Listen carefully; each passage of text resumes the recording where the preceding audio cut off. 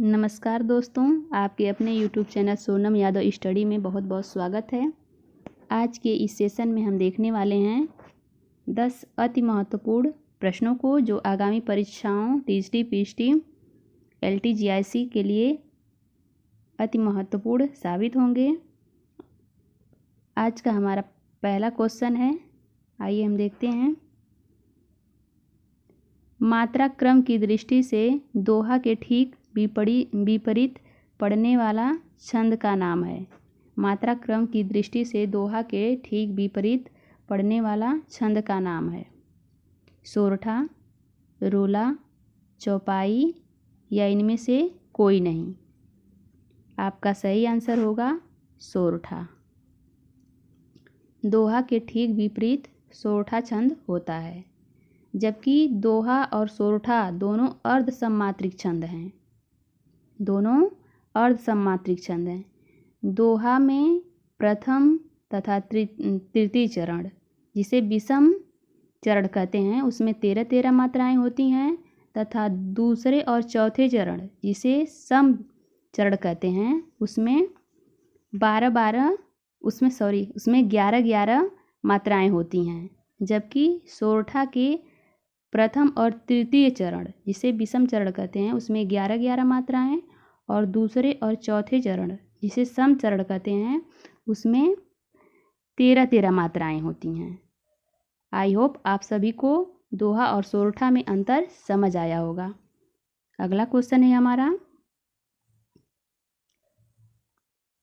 निम्नलिखित में से कौन कवि अष्टचाप के अंतर्गत नहीं आते हैं? निम्नलिखित में से कौन कवि अष्टचाप के अंतर्गत नहीं आते हैं? सूरदास, परमानंद दास, सुंदरदास, नंददास। आपका सही आंसर होगा सुंदरदास। सुंदरदास संत काव्यधारा के कवि हैं, जबकि सूरदास, परमानंद दास और नंददास ये तीनों अष्टचाप के अंतर्गत आते हैं। अष्टचाप की स्थापना 1565 ईस्वी में स्वामी विट्ठलनाथ के द्वारा की गई थी। अगला क्वेश्चन है हमारा, मूक का विलोम शब्द क्या होता है? मूक का विलोम शब्द क्या होता है? वाचाल, अमूक, शांत या उपर्युक्त में से कोई नहीं। आपका सही आंसर होगा वाचाल।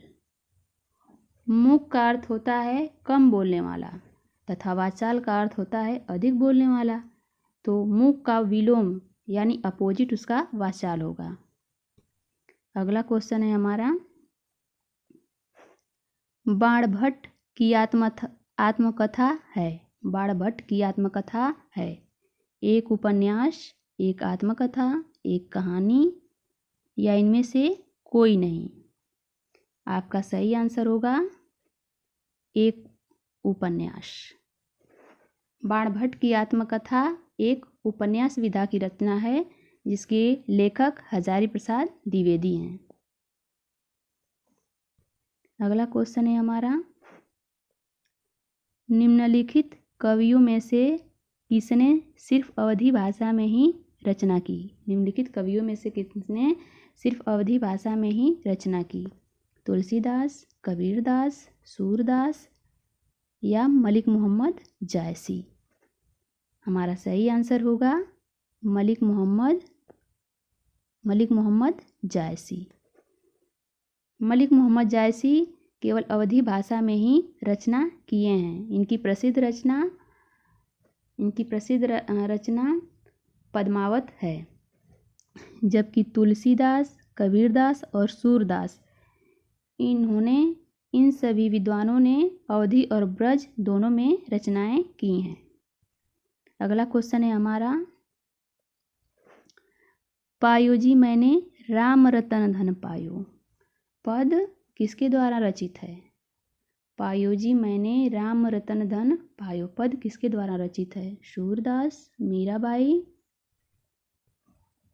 तुलसीदास या नाभादास। आपका सही आंसर होगा मीराबाई। पायो जी मैंने राम रतन धन पायो पद मीराबाई द्वारा रचित है या मीराबाई द्वारा रचित एक आख्यानक गीत है। अगला क्वेश्चन है हमारा आलखंड। आलखंड का दूसरा नाम क्या है? या क्वेश्चन ऐसे भी पूछ लेता है कि आल्हा खंड का दूसरा नाम क्या है?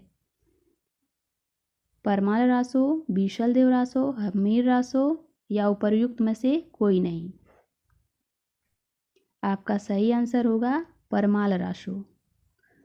आलखंड का दूसरा नाम परमाल रासो हैं, जिसके लेखक जगनिक हैं। जिसके लेखक जगनिक हैं। बीसल देव रासो के रचनाकार नरपतिनाल हैं। हमीर रासो के लेखक या रचनाकार शारंगधर हैं। अगला क्वेश्चन है हमारा खड़ी बोली हिंदी में सर्वप्रथम रचना करने वाले कवि कौन हैं? खड़ी बोली हिंदी में सर्वप्रथम रचना करने वाले कवि कौन हैं? मलिक मोहम्मद जायसी, भारतेंदु हरिश्चंद्र, अमीर खुसरो, विद्यापति। हमारा सही आंसर होगा अमीर खुसरो। खड़ी बोली हिंदी में सर्वप्रथम रचना करने वाले कवि अमीर खुसरो जी हैं। अगला क्वेश्चन है हमारा तार सप्तक का संबंध किस काव्य धारा से है? कभी कभी ऐसे भी क्वेश्चन पूछ लेता है कि तार सप्तक के संपादक कौन हैं? संपादक कवि कौन हैं? तो तार सप्तक के संपादक कवि अज्ञेय को कहा जाता है, जिनका पूरा नाम है सच्चिदानंद हीरानंद वात्स्यायन अज्ञेय। जबकि तार सप्तक का संबंध किस काव्य धारा से है? इसका आंसर होगा प्रयोगवाद। तार सप्तक का संबंध प्रयोगवादी काव्यधारा से है। अगला क्वेश्चन है हमारा कालिदास की रचना रघुवंशम है। या कालिदास की रचना रघुवंशम किस विधा की है? एक महाकाव्य, एक खंड काव्य, एक मुक्तक काव्य या उपर्युक्त में से कोई नहीं। आपका सही आंसर होगा एक महाकाव्य।